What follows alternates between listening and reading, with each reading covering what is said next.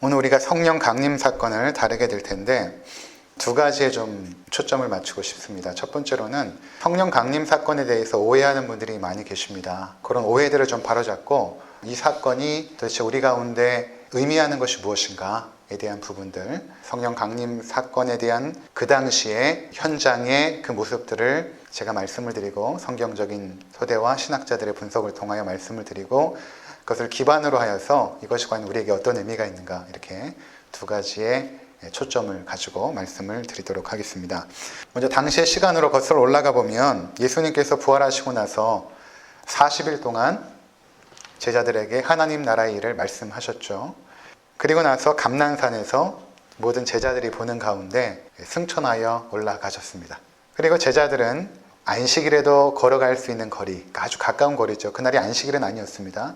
아주 가까운 거리, 걸어서 15분 정도 되는 그 예루살렘으로 들어가서 거기 한 다락방에 모였죠.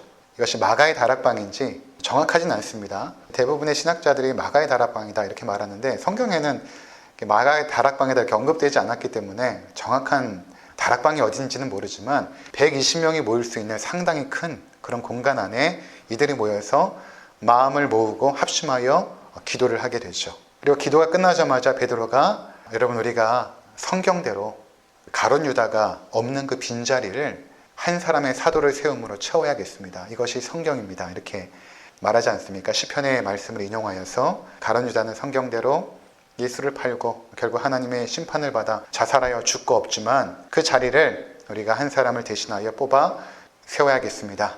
라고 해서 마띠아가 선출하여 뽑히죠. 우리가 지난 시간까지 살펴보았습니다. 이렇게 12명만 뽑고 더 이상 사도를 뽑는 일들은 없습니다. 교회가 12명의 사도로 이제 출발을 한 것이죠. 그리고 나서 벌어진 사건이 오늘의 사건입니다. 그러니까 한날 벌어진 일들은 아니에요. 그들이 이제 40일째 되는 날 주님께서 승천하여 올라가시고 오늘 사건은 오순절이거든요. 50일째 되는 날 있었던 일입니다. 제자들이 모인 것입니다. 기도를 하고 있었는지 또는 교제를 나누고 있었는지 또는 성찬을 하고 있었는지는 정확히 모르지만 호련히 오순절에 성령님께서 임했다라고 말하고 있죠. 1절을 보니까 오순절날이 이름에 이렇게 말합니다. 시간적 배경이 오순절이라고 말하고 있죠. 장소는 예루살렘에 있는 한 다락방입니다. 예수님이 승천하시고 열흘이 지난 시점입니다. 12사도를 비롯한 120명의 성도들이 모여 있었습니다. 그때 성령님께서 강림하시죠. 이 성령님께서 강림하실 때에 세 가지 중요한 사건이 있었습니다. 첫 번째는 소리입니다. 소리. 어떤 소리가 난 것이죠. 2절에 보니까 호련히 하늘로부터 급하고 강한 바람 같은 소리가 있어 그들이 앉은 온 집에 가득하며 이렇게 말합니다. 그러니까 호련히 하늘로부터 급하고 강한 바람 같은 소리. 여러분 바람이 불었다는 것이 아니라 바람과 같은 소리라는 것입니다. 왜 바람과 같은 소리라고 표현했을까? 바람이라는 이 단어가 이 성령이라는 단어와 똑같은 발음을 하고 있거든요. 루아흐라는 단어인데 똑같습니다. 그러니까 예수님께서도 이 니고데모와 하나님 나라에 대한 일들을 이제 말씀하실 때 니고데모가 굉장히 탁월했던 유대인의 지도자였고 성경을 아주 통달했던 사람 아니었습니까? 그러니까 예수님께 밤에 찾아와서 하나님 나라에 대한 일들을 말할 때 그 주제가 거듭남이었는데 예수님께서 거듭남에 대해 설명하시다가 바람이 어디서부터 어디로 부는지 알지 못하는 것처럼 성령으로 난 사람도 그러하니라 이렇게 말씀하십니다. 그러니까 예수님도 성령으로 거듭나는 것을 바람이 부는 것과 비교하여서 비유적으로 설명하시거든요. 바람이 현상은 있지만 어디로부터 불어서 어디로 가는지 알 수 없는 것처럼 성령으로 새롭게 거듭나는 것도 그와 같아 이렇게 말씀하시므로 이 바람과 성령을 비유하여서 그렇게 설명을 하시죠. 그래서 아마 이 누가도 그 당시에 자기가 들었던 그 소리, 이 소리를 바람과 같은 소리였다 이렇게 이제 표현함으로 바로 성령의 임재를 가장 잘 표현하고 있다는 것입니다. 두 번째는 눈에 보이는 현상인데 3절에 보면 마치 불의 혀처럼 갈라지는 것이 그들에게 보여 각 사람 위에 하나씩 임하여 있더니 이렇게 말합니다. 보통 이제 사람들 그린 그림들 보면 불꽃이 임해가지고 그 불꽃이 갈라져서 한 사람 위에 툭툭툭 떨어지는 모습으로 그리고 있단 말이에요. 정확히 그런 모습인지는 모르겠어요. 근데 분명한 것은 보여졌다는 것입니다. 보여졌는데 불의 혀처럼 갈라지는 것이 각 사람 위에 임했다. 거기 120명의 성도들이 모였는데 각 사람 위에 임한 것입니다. 그것이 머리에 임했는지 어깨에 임했는지 가슴에 임했는지 모르지만 또 불꽃이 임한 건 아닙니다. 불꽃이 그들 가운데 탁탁탁 임한 그것이 아니라 그것을 그렇게 표현하는 것입니다. 불의 혀처럼. 왜 불의 혀인가? 이 혀라는 것은 결국에는 그들이 세 번째 언급하게 될 터인데 방언을 받지 않습니까? 입술의 변화부터 일어났지 않습니까? 그래서 불의 혀라고 이제 표현한 것입니다. 불이라는 것은 구약 때부터 하나님의 임재를 상징합니다. 그러니까 하나님께서 보이지 않는데 그분의 임재를 우리가 어떻게 사람들이 이해할 수 있을까라고 해서 하나님께서는 불로 임하시거든요. 처음 모세가 시내산에서 율법을 받을 때 그 시내산이 대부분 돌로 이루어진 산입니다. 아주 웅장한 산인데 그 돌산 위에 거대한 불이 임합니다. 그러니까 모세가 그 광경을 목격하고 나서 하나님 나로 하여금 다시는 이러한 광경을 목도하지 않게 하옵소서. 내가 너무 두렵고 내가 너무 무섭습니다. 하나님께서 불 가운데 장엄하게 임하십니다. 또 모세가 또 처음 하나님의 임재를 경험한 것이 무엇입니까? 광야에 도망갔을 때 떨기나무 가운데 불꽃이 이렇게 활 타오르지 않습니까? 하나님의 임재를 상징하죠. 이스라엘 백성들이 광야에서 거닐 때에 구름 기둥과 또 불 기둥으로 인도하시죠. 그러니까 불이라는 것은 하나님의 임재의 상징이었던 것입니다. 그러니까 성령이 지금 가시적으로 눈에 보이는 어떤 불의 혀처럼 갈라지는 것으로 임했다라는 것은 곧 하나님의 임재를 말하는 것입니다. 성령님이 하나님 아닙니까? 그러니까 하나님께서 지금 영으로서 120명 가운데 임재한 것입니다. 세 번째는 방언입니다. 불의 혀와 같은 것들이 각 사람에게 임하자 그들이 방언을 하기 시작합니다. 4절에 이렇게 말하고 있죠. 다 성령의 충만함을 받고 성령이 말하게 하심을 따라 다른 언어들로 말하기 시작하니라. 여러분, 이 방언은 어떤 방언일까요? 어떤 방언이냐고 물으니까 방언이 방언이지 이렇게 생각하실 것입니다. 근데 방언이 성경에서 보면 두 가지입니다. 첫 번째는 어떤 방언인가 하면 성령의 역사로 내가 전혀 공부하거나 습득한 일이 없는데 어떤 무아지경 상태에서 어떤 신비한 언어들을 우리가 하는 그런 현상들이 있죠. 우리가 일반적으로 생각하는 그 방언. 여러분들이 기도 가운데 내가 방언 받았습니다.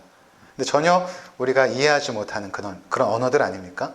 반드시 통역이 필요한. 그 통역은 이제 영적으로 통역하는 것이죠. 그 통역의 은사를 받은 분들이 또 통역하지 않습니까? 그러니까 하나님께서 어떠한 사람들에게 은사를 주시죠. 방언의 은사를 주십니다. 내가 전혀 배워본 적도 없고 습득한 적도 없는 그런 언어들. 그리고 이 땅에 사용하지 않는 언어들 아닙니까? 어떤 분들은 하늘의 언어다 이렇게 표현하기도 하죠. 또 하나의 방언은 어떤 방언이냐 하면 외국어를 말합니다. 우리가 사용하는 외국어, 영어, 중국어, 스페인어 뭐 이런 외국어들 있지 않습니까? 이것을 성경에서는 이것도 방언이다 이렇게 말하고 있거든요. 자, 그런데 지금 이 사도행전 2장에서 이들이 방언을 받은 것은 첫 번째 방언이 아니라 두 번째 방언입니다. 외국어를 그들이 하게 된 것입니다. 그들이 모여있는데 기도를 하고 있었는지 찬양을 하고 있었는지 어떠한 상황인지 모릅니다. 그런데 갑자기 그들이 성령이 임하자 각 사람 가운데 임하자 그들이 방언을 하기 시작한 것입니다. 그들이 말을 하는데 생각은 자신의 말들을 하는데 그 당시에 뭐 아람어나 헬라어 아니겠습니까? 아람어나 헬라어를 하고 있는데 나오는 것은 외국어인 것입니다. 전혀 그들이 습득하거나 공부한 적이 없는 외국어를 지금 막 말하기 시작하고 있다는 것입니다. 굉장히 놀라운 일이죠. 저는 이 장면을 이제 떠올릴 때 어떻게 생각했냐면 120명이 막 합심하여서 기도할 때에 성령의 불이 임했고 불이 임하자 그 기도가 방언으로 바뀌어서 막 이렇게 방언을 하는 그런 장면으로 연상을 했는데 제가 공부해 보니까 그런 것은 아닌 것 같아요. 방언 기도를 막 했다기보다는 그들이 방언을 말하기 시작한 것입니다. 그러자 어느 시점에서 이 120명의 제자들, 성도들이 다락방을 벗어나 예루살렘 전 지역으로 흩어져 갑니다. 한 사람이 갔는지 두 사람씩 가는지 모르겠지만 그들이 흩어져 갑니다. 지금 이 예루살렘은 어떠한 시기였냐면 오순절 아닙니까? 오순절은 그 유대 사회에서 굉장히 중요한 절기입니다. 6월절 우리가 잘 알죠. 6월절은 유대인들 가운데 독립기념일입니다. 애굽에 종살이했던 이스라엘 백성들이 출애굽하여 가나안 땅으로 출발하게 되는 그때에 하나님께서 역사하시죠. 하나님의 영이 애굽 땅 가운데 임하여서 모든 장자들을 죽이지만 어린 양의 피를 문설주에 바른 집마다 이렇게 넘어가지 않습니까? 6월절입니다. 그 6월절이 어떻게 보면 해방기념일, 독립기념일이 되는 것이죠. 그날이 이들에게 가장 중요한 날이고 이 6월절로부터 시작해서 50일이 지나면 그날이 오순절입니다. 이 날이 왜 중요하냐면 이 오순절날 그들이 율법을 받기도 합니다. 광야에서 모세가 시내산에서 율법을 받기도 하고 또 하나님의 백성이 되어지는, 언약을 통하여 하나님의 백성이 되어지는 그 의미가 있거든요. 그것까지 설명하자면 좀 기니까, 이 오순절이 한 주가 7일 아닙니까? 7일씩 해서 7주가 지나면 7, 7이 49, 그 다음 날이 오순절입니다. 그래서 이날을 7.7절이다 라고도 부릅니다. 7일이 7주가 지난 그 다음 날, 오순절은 7.7절이라고도 부르고, 또 하나는 이 오순절에 보리 이삭을 처음 베는 시기입니다. 보리를 뿌려서 기경하다가 그것을 추수할 때 보리가 먼저 나오거든요. 그럼 보리를 먼저 이렇게 베는 날, 이삭을 베는 날, 그래서 그날을 맥추절이다. 그러니까 7.7절, 맥추절, 오순절은 똑같은 날입니다. 이 명절에 유대인들은 예루살렘에 모입니다. 유월절뿐만 아니라 이런 오순절 같은 경우에는 우리나라의 뭐 추석과 같은 명절 이렇게 생각해 보시면 됩니다. 그때 성전이 있었던 예루살렘에 이제 모이는데, 요세푸스 같은 학자들은 뭐 그 당시에 100만에서 뭐 150만까지 모였다 이렇게 말하는데, 그거는 조금 과장된 것 같고, 보통 신학자들은 30에서 한 50만 정도, 30에서 50만 정도가, 예루살렘 여러분 가시면 크지 않거든요. 거기에 모였으니까 곳곳마다 많은 사람들이 움집해 있는 것입니다. 거기엔 축제가 벌어지거든요. 여러 가지 축제들이 있습니다. 오순절에 행하는 축제들이 있겠죠. 뭐 우리도 예를 들어서 대보름에 쌓아놓은 볏집에 불을 붙여가지고 태우고 이런 그 축제들이 있지 않습니까? 그러니까 이 오순절에도 곳곳마다 그들이 축제를 이제 하고 있었던 것입니다. 많은 사람들이 모여서 예배도 드리고 찬양도 하고 축제도 하고, 그런 모습을 연상하시면 되는 것입니다. 오순절에 그것으로 지금 120명의 성도들이 뿔뿔이 흩어져서 복음을 전하기 시작한 것입니다. 각 나라의 말로. 그러니까 그때 여러 사람들이 모이는데, 유대 사회에서 전 지역에서 모이기도 하지만 흩어져 있는 유대인들, 디아스포라 유대인이라고 말하는데, 유대인들이 이제 세계 곳곳에 그 유대 이스라엘 땅을 중심으로 이 주변 국가에 흩어져 살고 있는 유대인들이 있습니다. 그들도 이 오순절에는 옵니다. 마치 성지순례처럼. 그들은 1년에 한 번은 꼭 성지순례를 해야 되는데 예루살렘에 오게 되거든요. 다양한 지역에서 온 사람들이 그 가운데 많이 있었겠죠. 거기에는 율법을 가르치는 교사들과 거기서 말씀을 듣는 뭐 이런 일도 있었을 것이고, 근데 그곳 가운데 흩어져서 말씀을 전하기 시작한 것입니다. 어떤 언어로? 아람어나 헬라어가 아니라 그들이 받은 방언으로 복음을 전하기 시작한 것입니다.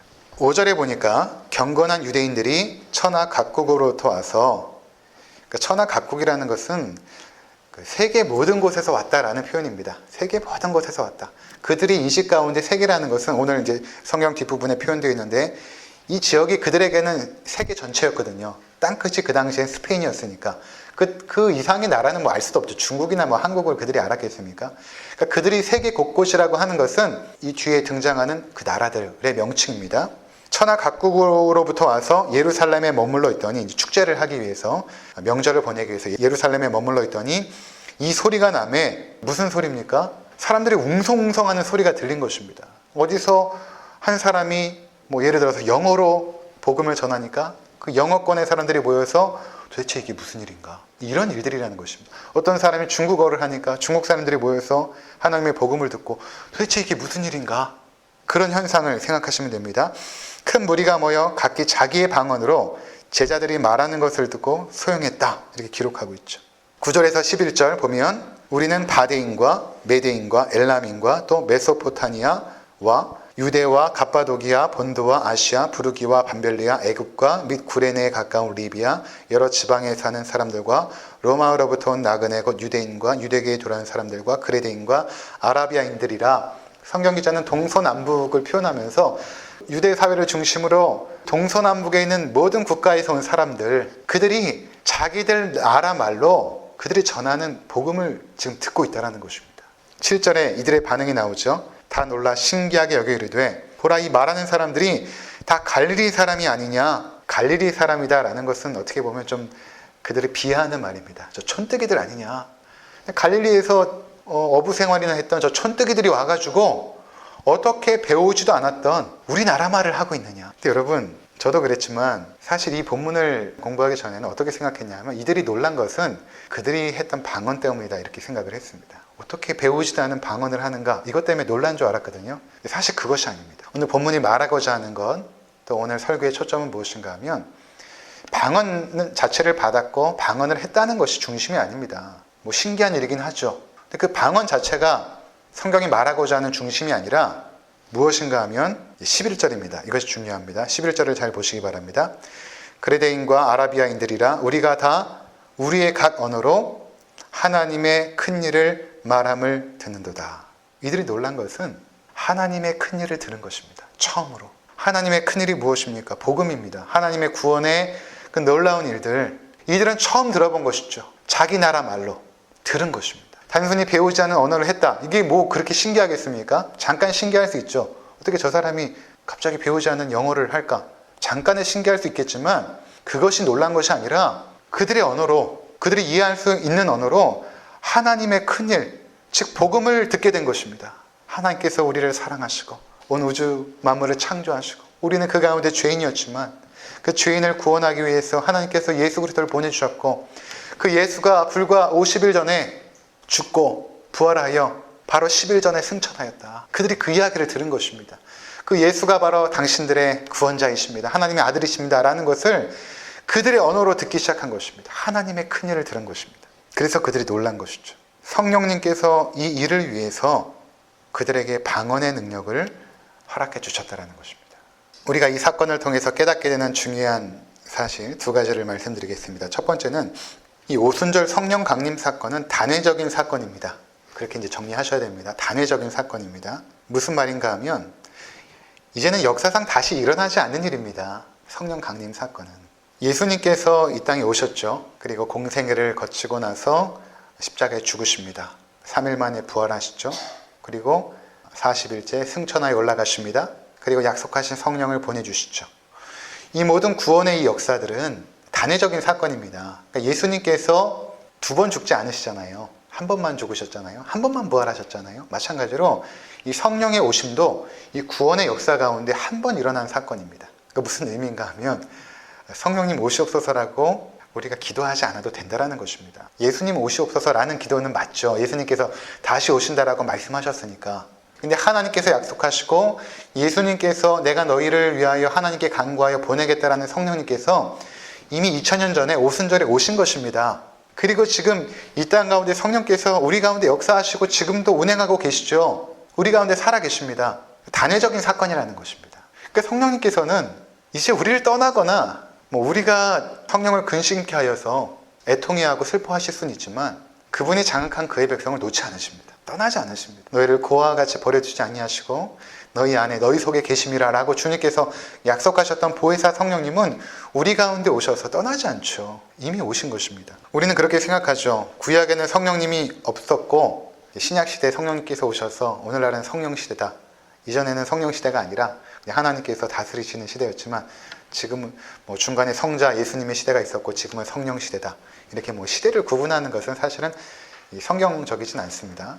구약에서도 성령님께서는 역사하셨거든요. 여러분 창세기 1장에 보십시오. 하나님의 영이 수면 위에 운행하시니라 성령님 계시지 않았습니까? 계셨습니다. 사사기에도 보면 주의 영이 사사들에게 임하자 그들의 권능을 받고 전쟁에서 승리하지 않습니까? 주의 영이 계셨습니다. 모세에게도 임했고 여호수아에게도 임했고 보면은 주의 영이 예전에 그 성막을 짓는 사람들에게도 임하자 그들이 지혜를 얻어서 그 성막을 짓지 않습니까? 성령님이 임하면 능력을 받게 되는데 성령님은 구약 시대에도 사람들에게 임했습니다. 다윗에게도 임했고 사울 왕에게도 임했죠. 그런데 구약 때 성령님의 임재는 간헐적이었습니다. 무슨 말인가 하면 오셨다가 또 그들이 죄악 가운데 거하면 떠나십니다. 성령을 근심케 하면 떠나셨어요. 구약 때 그랬습니다. 그런데 오순절 성령 강림 이후에는 성령님께서 우리 가운데 충만하게 임하십니다. 간헐적으로 임하는 것이 아니라 영원히 우리와 함께 계십니다. 우리를 떠나지 아니하고 영원히 우리와 함께 계시죠. 그래서 다윗이 시편 51편에 보면 죄를 범하고 나서 나단 선지자의 책망을 받는데 그때 회개하면서 기도하는 시가 시편 51편 아닙니까? 그가 다윗이 밧세바를 범하게 되고 간음죄와 살인 교살죄를 범했을 때 나단이 책망하니까 다윗이 통회하고 자복하며 엎드려 기도하는데 그 기도의 내용이 이것입니다. 나를 정결하게 하옵소서. 그리고 주의 성령을 내게서 거두지 마옵소서. 다윗이 사울 왕에게 성령이 임했다가 떠나는 것을 본 것입니다. 그것이 얼마만큼 비참한 결과를 맺게 되는지를 다윗이 보았던 것이죠. 그러니까 자기의 죄악 가운데 성령님 나를 떠나지 마십시오. 기도하는 것이죠. 근데 오늘날 성령님은 떠나지 않습니다. 여러분 가운데 임하신 성령님은 결코 여러분을 떠나지 않거든요. 충만하게 임하십니다. 하늘로 승천하신 성자 예수님은 성부 하나님께 간구하여 성령 하나님을 보내주셨습니다. 성령님이 오셨다는 것은 이제 예수 그리스도의 저 하늘의 통치가 이 땅에 이제 임하고 있음을 보여주는 것입니다. 주님은 영으로도 계시지만 또 인성도 있잖아요. 그러니까 예수님은 몸도 있으십니다. 우리와 같은 몸이 있으세요. 예수님은. 하나님은 영이시지만 보이지 않지만 예수님은 몸이 있습니다. 눈도 있고 코도 있고 입도 있고 우리와 똑같은. 예수님이 육신으로 부활하셨잖아요. 그 부활하신 육신을 가지고 그대로 계십니다. 어디 계시는가? 하늘 보좌 우편에 계시죠. 전에 말씀드린 것처럼 하나님이 육신이 있으면 하늘 보좌 우편이라면 하나님 곁에 계시겠지만 하나님은 영이시기 때문에 하늘 보좌 우편이라는 것은 하나님이 보좌의 가운데 계시고 예수님이 오른쪽에 계시다는 의미가 아니라 하나님의 동등한 권능과 능력으로 지금 천국에 계시다는 것입니다. 예수님께 부활의 육신을 가지고. 근데 그 예수님께서 지금도 이 땅 가운데 통치하시는데 어떻게 통치하시는가? 성령을 통하여 우리를 다스리시고 통치하시죠. 하나님께 간구하여서 보혜사 성령님을 보내주셔서 여러분 가운데도 임하지 않았습니까? 우리가 그리스도를 주라고 신할 때 이미 성령께서 우리 가운데 계신 것입니다. 회개하고 자복하고 예수 그리스도를 믿는 그 모든 것들은 성령 하나님의 역사죠. 그러니까 성령께서 우리 가운데 이미 계신 것입니다. 그 성령께서 오신 그 사건은 단회적 사건. 더 이상 떠나지 아니하고 그의 백성들과 영원히 함께 계시다라는 것입니다. 근데 우리가 그 성령의 충만한 임재를 깨닫지 못하는 것은 또 성령님 오시옵소서라고 기도하는 것은 성령님이 떠났기 때문이 아니라 우리의 영혼이 어둡기 때문입니다. 우리의 마음이 죄악으로 말미암아 가려졌기 때문에 그렇게 기도하는 것 아니겠습니까? 성령께서 우리 가운데 계시죠. 한 번도 떠나지 않으셨습니다. 예수님께서 제자들과 함께 배를 타고 풍랑 있는 바다를 거닐지 않습니까? 그때 제자들이 두려워 떱니다. 그러면서 이렇게 외치죠. 예수님, 우리가 죽게 된 것을 돌아보지 아니하시나이까? 예수님께서 일어나서 바람과 바다를 꾸짖고 잔잔케 하시고 어찌하여 너희가 믿음이 없느냐? 어찌하여 너희가 두려워하느냐? 이렇게 말하죠. 무슨 말입니까? 그들은 자신과 함께 동행하고 있는 예수님을 믿지 못했고 영안이 어두워서 그 예수님이 누군지를 몰랐기 때문에, 그래서 선생이여라고 외치지 않습니까? 몰랐기 때문에 그들은 두렵고 염려했던 것이죠. 우리도 마찬가지입니다. 우리가 성령님 왜 우리 가운데 계시지 않습니까? 라고 생각하는 것은 우리의 믿음의 눈이 어두워져서 그런 것입니다. 예수님은 늘 제자들과 함께 동행했습니다. 그 배가 침몰하는 것은 예수님도 같이 침몰하는 것인데 그런 일이 있을 수 있습니까? 그러니까 우리의 인생 가운데 성령께서 늘 동행하십니다. 늘 우리와 함께 계세요.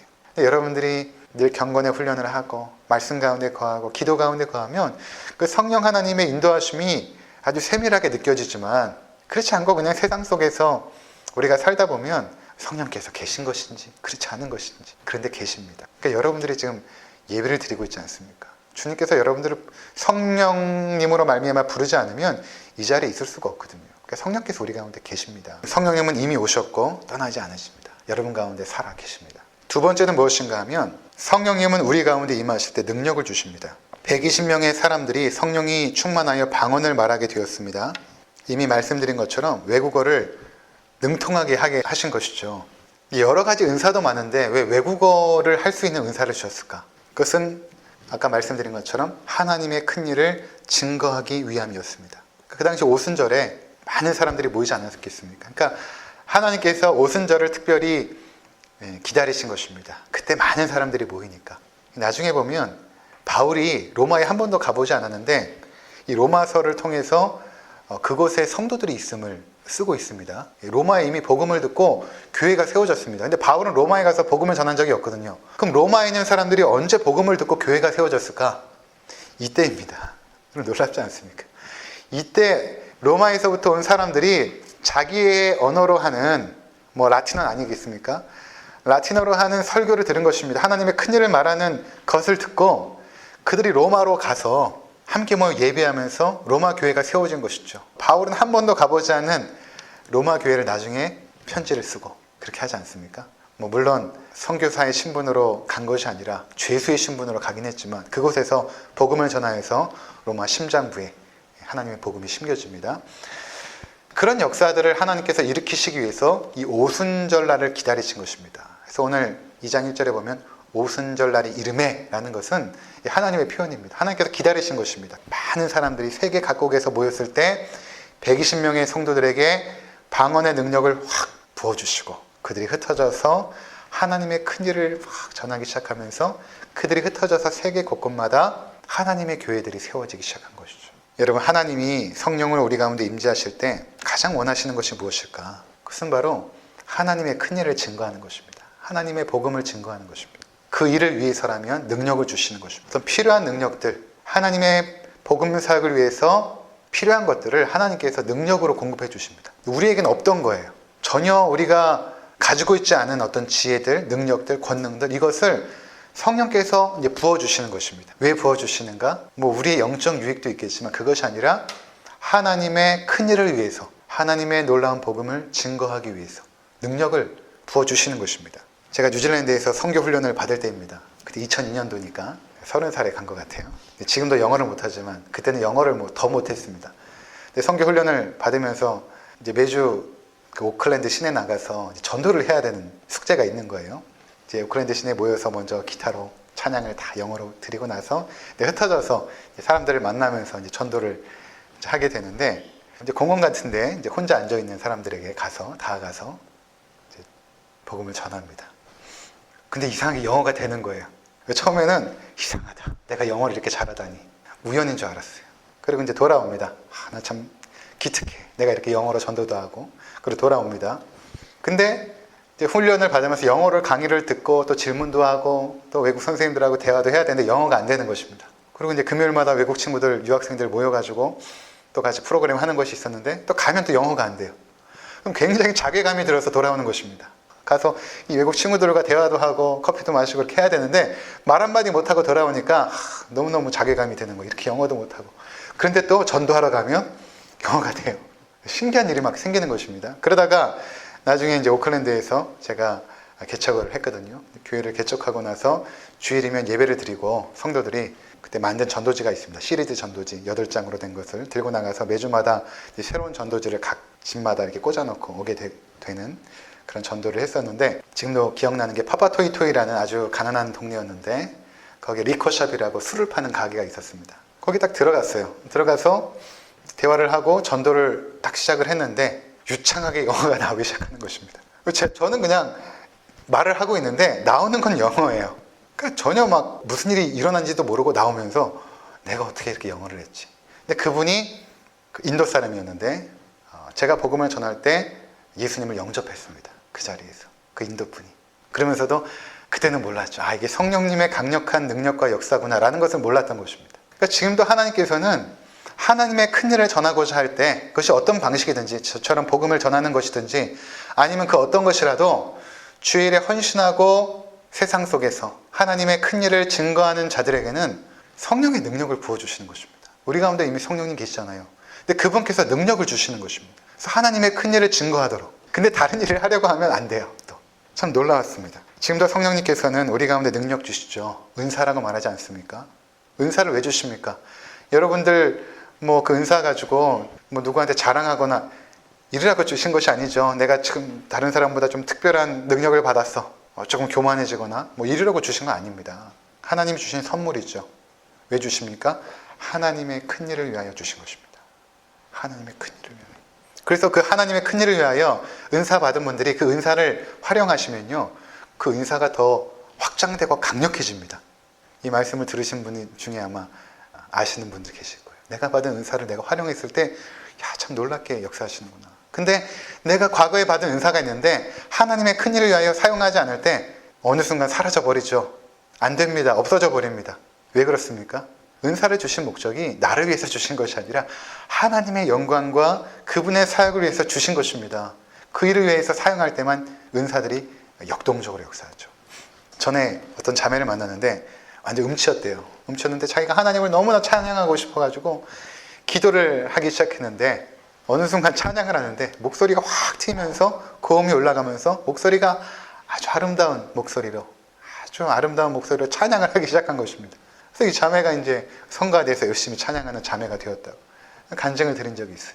그렇게 하나님의 큰 일을 위하여 어떠한 헌신을 하고자 할 때 하나님께서 능력을 주시는 것입니다. 나에게 전혀 없는 능력들을 부어주시는 것이죠. 한 형제를 만났는데 그 형제는 자기 사업을 통해서 선교사님과 개척교회를 정말 돕고 싶어하는 그런 열정이 있었던 형제가 있었어요. 근데 그 형제에게 하나님께서 무엇을 주셨는가 하면 통찰력을 주신 거예요. 사업에 대한 통찰력. 어떠한 사업을 하면 잘 될 것인지에 대한 통찰력을 주신 것입니다. 그리고 분별력을 주셨어요. 이것을 하면 되는지 하지 말아야 되는지에 대한 이러한 통찰력과 분별력을 주셔서 그 형제가 하는 사업마다 승승장구한 것입니다. 당연히 그 물질을 어디에다 사용했겠습니까? 당연히 선교사와 개척교회를 돕는 일에 헌신하고 있는 형제를 제가 알고 있습니다. 그렇죠? 하나님의 큰일을 위해서 헌신하고자 하면 하나님께서 어떤 능력들을 주세요. 전혀 나에게 없는 능력들. 저의 경우도 설교를 준비하고 이렇게 할 때마다 이것이 제 능력과 지혜로 되지 않은 것임을 알고 있습니다. 저는 굉장히 부족하거든요. 학교 다닐 때도 공부도 제대로 못하고 제가 허당인 거는 아마 저희 아내가 가장 잘 알 것입니다. 엄청 허당이거든. 말도 제대로 못하고 공부도 제대로 못하고. 그런데 하나님께서 은혜를 주시면 말씀을 읽을 때 이해가 되어지고 하나님께서 전하고자 하는 메시지들을 설교문을 통하여 기록하게 되고 지금 이렇게 전하고 있지 않습니까? 그러니까 하나님의 큰일을 위하여 내가 수고하고 헌신하면 능력을 주십니다. 하나님께서. 하나님은 그분의 큰일을 위해서 우리에게 능력 주시기를 기뻐하십니다. 하나님은 인색한 분이 아니세요. 능력을 막 주시고 싶어 하세요. 오늘 성경 보면 120명의 성도들이 모였는데 각 사람에게 임했다라고 표현하지 않습니까? 한 사람도 제외 없이 성령님의 능력을 받았습니다. 한 사람도 제외. 이것이 하나님의 마음이에요. 하나님은 모든 사람들이 성령님의 임재 가운데 거하고 그분의 능력 받기를 원하십니다. 그게 하나님의 마음이죠. 근데 우리가 왜 못 받은 줄 아십니까? 첫 번째는 하나님의 큰일을 우리가 사모하지 않아요. 하나님의 큰일에 별로 관심이 없고 그냥 이 땅에서 그냥 잘 먹고 잘 살면 되지. 평안하게 살다가 뭐 남들 사는 것처럼. 하나님의 큰일에는 관심이 없는 것입니다. 그냥 세상 사람들이 사는 것처럼 아이들 교육 잘 시키고 그러니까 능력을 못 받는 것입니다. 또 구하더라도 욕심으로 구하기 때문이죠. 또 믿음이 없기 때문이기도 합니다. 근데 여러분 하나님의 큰일에 한번 헌신해 보시기 바랍니다. 하나님께서 능력을 주세요. 그렇다면 하나님은 자신의 일을 위해서 우리의 헌신과 순종이 꼭 필요한가? 우리가 헌신하고 순종할 때에만 하나님께서 능력을 주셔서 우리를 통해서만 하나님의 큰일이 증거되는가? 그렇지 않습니다. 여기에는 하나님의 또 다른 마음이 있습니다. 그것은 무엇인가 하면 하나님은 전지전능하십니다. 그분 홀로 하나님의 위대한 역사들을 다 이루십니다. 천지 만물을 말씀으로 창조하신 하나님께서 하나님의 큰일을 하나님 홀로 하실 수 있어요. 지금도 하나님께서는 돌들로도 찬양을 받을 수 있는 분이십니다. 근데 왜 굳이 사람들을 세우고 그 사람들에게 능력을 주시고 그 사람들을 통하여 하나님의 큰일을 진행하게 하시는가? 왜 그렇겠습니까? 하나님 자신을 위해서 그런 것이 아닙니다. 우리를 위해서 그런 것이죠. 우리를 하나님의 큰일에 동참시키시는 것입니다. 하나님의 위대한 그 역사에 우리를 초대하시는 것입니다. 하나님께서 왜 우주 만물을 창조하시고 마지막에 인간을 창조했습니까? 이 모든 창조물들을 누리라고, 그리고 하나님과 교제하면서 그것들을 바라보며 너희가 나를 찬양하는 존귀한 주의 백성이 되어지라고 인간을 맨 마지막에 창조한 것입니다. 그리고 인간과 하나님은 교제하며 소통하며 하나님 영광을 받으시죠. 그게 하나님 마음입니다. 그러니까 하나님은 그분의 창조에 우리가 동참하여서 그분을 누리고 기뻐하길 원하시죠. 마찬가지로 하나님이 놀라운 큰일을 하나님 스스로 하실 수 있지만 하나님은 지금도 사람을 세우시고 그들에게 능력을 주셔서 그들로 하여금 하나님께서 누리셨던 그 구원의 기쁨과 감격들을 우리도 누리길 원하십니다. 그래서 여러분들이 그 하나님의 일에 동참했을 때 누리는 그 기쁨들 있지 않습니까? 내가 누군가에게 전도했는데 그가 예수를 믿게 되면 세상에 줄 수 없는 큰 기쁨과 그 감격들, 그것들을 우리가 얻게 됩니다. 그것은 억만금을 주고도 누리지 못하는 기쁨과 감격 아닙니까? 그런 것들을 하나님께서 우리 가운데 공급해 주시죠. 그것들을 주고 싶어 하시는 것입니다. 사랑하는 성도 여러분, 먼저 여러분들이 하나님의 큰일에 헌신하시기를 부탁을 드립니다. 세상에 분주하여서 하나님의 큰일에 관심을 갖지 않는 것이 아니라 먼저는 하나님의 나라와 그의 의에 여러분들의 관심이 모아져야 되는 것입니다. 그것은 복음을 증거하는 일입니다. 먼저 나의 가족이겠죠. 믿지 않는 남편을 위해서 기도하는 분들이 계실 것입니다. 여러분 그 기도를 멈추지 말아야 됩니다. 전혀 안 돼. 그동안 기도했는데 내 남편 저 강팍한 심령 돌이키지도 않고 포기하시면 안 됩니다. 여러분들이 기도하고 있다 보면 하나님께서 여러분에게 능력을 주십니다. 어떤 지혜를 주세요. 능력을 주십니다. 그리고 그 능력으로 그분들이 주님 앞에 돌아갈 것입니다. 기도를 멈추면 안 됩니다. 우리 힘과 지혜로 전도하는 것이라면 걱정이 되죠. 근데 성령님의 능력으로 됩니다. 바울도 그렇게 고백하지 않았습니까? 우리가 전도하는 것은 우리의 말과 지혜로 하는 것이 아니다. 우리의 말과 지혜로 하는 것이 아니라 성령님의 능력으로 되는 것이다. 그러니까 여러분 기도하다 보면 성령께서 능력 주십니다. 계속 기도하고 계시다 보면 기회도 주실 것이고 그 능력으로 주의 일을 하는 것입니다. 믿음이 없는 부모님들 위해서 기도하는 분들 계시죠. 그 기도도 멈추지 말아야 됩니다. 또 우리 믿음이 없는 자녀들 있지 않습니까? 정말 속 태우며 기도하고 계실 것입니다. 근데 가족 전도는 하나님의 능력이 아니면 불가능하죠. 해보시지 않았습니까? 하나님께서 능력을 베풀지 않으시면 불가능한 것입니다. 근데 능력을 주세요. 성령께서 능력을 주십니다. 그래서 반드시 역사하십니다. 여러분들의 지금까지 기도는 하나도 땅에 떨어지지 않았습니다. 하나님께서 오순절날을 기다리신 것처럼 때를 기다리고 있습니다. 때를 기다리고 있다가 가장 완벽한 타이밍, 하나님의 카이로스, 그때에 여러분에게 능력 주시고 그 일을 하실 것입니다. 그때까지는 여러분 기도하고 계셔야 돼요. 계속 기도하셔야 됩니다. 가까운 분들 가운데 복음이 필요한 분들이 계실 것입니다. 하나님께 능력을 구하십시오. 저들에게 복음을 증거하기 위해서 필요한 것이 무엇입니까? 그것을 구하시기 바랍니다. 여러분, 물질이 필요하면 물질을 구하세요. 하나님의 큰 일을 위하여 구하셔야 됩니다. 여러분, 지혜가 부족하면 하나님의 큰 일을 위하여 지혜를 구하시기 바랍니다. 여러분, 담대함이 필요하면 하나님의 큰 일을 위하여 담대함을 구하십시오. 성령님께서 주시기를 기뻐하세요. 지금도 역사하십니다. 그 성령 하나님의 그 놀라운 능력으로 여러분 하나님의 큰 일에 동참하시기를 바랍니다. 그것이 우리 인생을 가장 기쁘고 또 가치 있게 사는 일 아니겠습니까? 주님께서 언제 우리를 부르실지 알지 못하지만 우리가 남은 인생 하나님의 큰 일을 위하여 헌신하다가 마침내 주님 만나는 우리 모든 성도님들 되시기를 주의 이름으로 축원을 드립니다. 기도하겠습니다.